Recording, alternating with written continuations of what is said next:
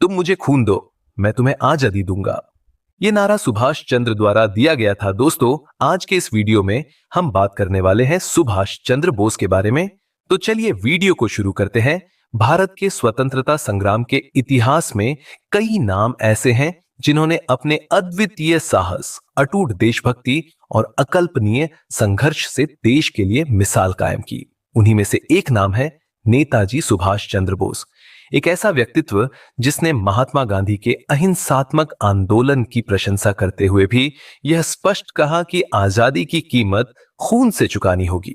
इस कहानी में हम नेताजी के जीवन के हर पहलू को विस्तार से जानेंगे, उनके बचपन से लेकर क्रांतिकारी बनने तक का, एवं भारत की स्वतंत्रता के लिए आजाद हिंद फौज के गठन से लेकर उनके रहस्यमयी अंत तक के बारे में जानेंगे। सुभाष चंद्र बोस का जन्म 23 जनवरी 1997 को ओडिशा के कटक शहर में हुआ था। उनके पिता जानकीनाथ बोस एक प्रतिष्ठित वकील थे और मां प्रभावती बोस धार्मिक और संस्कारी महिला थीं। बोस परिवार कुल मिलाकर पढ़ाई और सामाजिक सेवाओं में विश्वास रखने वाला था। बचपन से ही सुभाष चंद्र बोस में नेतृत्व की झलक दिखने लगी थी। सुभाष चंद्र बोस बचपन में ही बहुत अनुशासन प्रिय और आत्मविश्वासी छात्र थे। वे हमेशा अपने अध्यापकों और परिवार के सदस्यों के बीच विशेष सम्मान पाते थे। उनके विचार और सोच उम्र से कहीं अधिक परिपक्व थे। उन्होंने अपनी प्रारंभिक शिक्षा कटक के प्रोटेस्टेंट यूरोपियन स्कूल से पूरी की और बाद में प्रेसिडेंसी कॉलेज कोलकाता में दाखिला लिया। यहीं पर उनके भीतर अंग्रेजों के खिलाफ गुस्सा पनपने लगा। एक बार एक अंग्रेज अध्यापक ने भारतीय छात्रों को अपमानित किया तो सुभाष ने उनके खिलाफ विद्रोह ही कर दिया। इसके लिए उन्हें कॉलेज से निष्कासित कर दिया गया। इसके बाद उन्होंने स्कॉटिश चर्च कॉलेज से दर्शन शास्त्र में स्नातक की डिग्री प्राप्त की।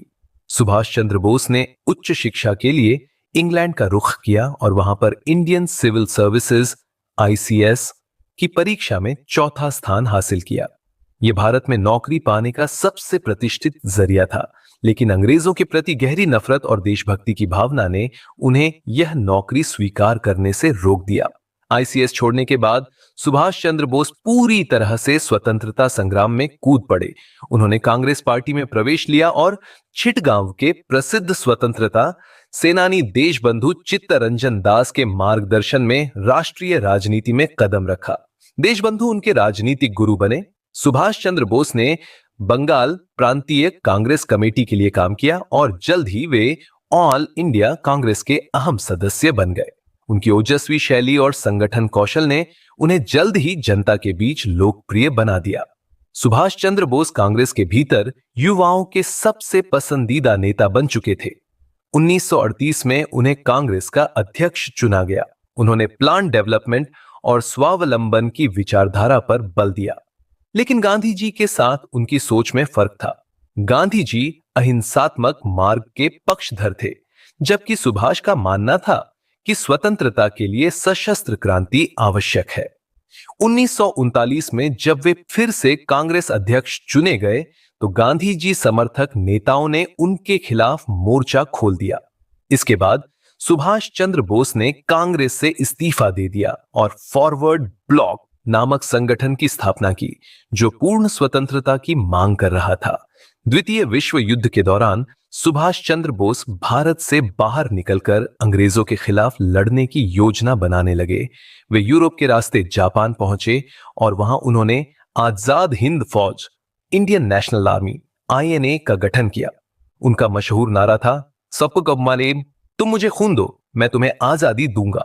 हर भारतीय के दिल में आजादी की लौ जगा गया। आजाद हिंद फौज का मकसद ब्रिटिश साम्राज्य पर सीधा हमला कर भारत की स्वतंत्रता को सशस्त्र संघर्ष से प्राप्त करना था। फौज में महिलाओं को भी शामिल किया गया, जिसमें कैप्टन लक्ष्मी सहगल ने नेतृत्व संभाला। आजाद हिंद फौज ने अंग्रेजों के खिलाफ कई मोर्चों पर लोहा लिया। नेताजी का यह सपना था कि फौज भारत की सरहद पर भारतीय ध्वज फहराएगी। उन्होंने अंडमान और निकोबार द्वीप समूह का नाम बदलकर शहीद और स्वराज द्वीप रखा। उनके नेतृत्व में INA ने इम्फाल और कोहिमा तक के मोर्चों पर ब्रिटिश सेना से संघर्ष किया, लेकिन जापान और जर्मनी की हार के कारण इस अभियान में रुकावट आई। 18 अगस्त 1945 को खबर आई कि नेताजी का विमान ताइवान में दुर्घटनाग्रस्त हो गया और उनकी मृत्यु हो गई। लेकिन उनकी मौत को लेकर कई कहानियां और सिद्धांत आज भी प्रचलित हैं। कई लोग मानते हैं कि वे दुर्घटना में नहीं मरे थे, बल्कि गुप्त रूप से भारत लौट आए थे। कुछ रिपोर्टों में गुमनामी बाबा के रूप में उनकी पहचान की चर्चा होती रही है। भारत सरकार ने कई बार जांच बैठाई, लेकिन रहस्य अभी तक पूरी तरह सुलझ नहीं सका। नेताजी सुभाष चंद्र बोस का मानना था कि आजादी की भीख नहीं मांगी जाती, उसे छीनना पड़ता है। क्रांतिकारी सोच और संगठन शक्ति ही राष्ट्र निर्माण की कुंजी है।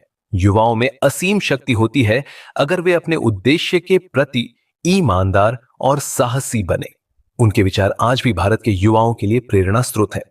सुभाष चंद्र बोस भले ही शारीरिक रूप से हमारे बीच न हो, लेकिन उनका साहस, उनके विचार और उनकी देशभक्ति आज भी भारतीय राजनीति, सेना और समाज में जीवित है।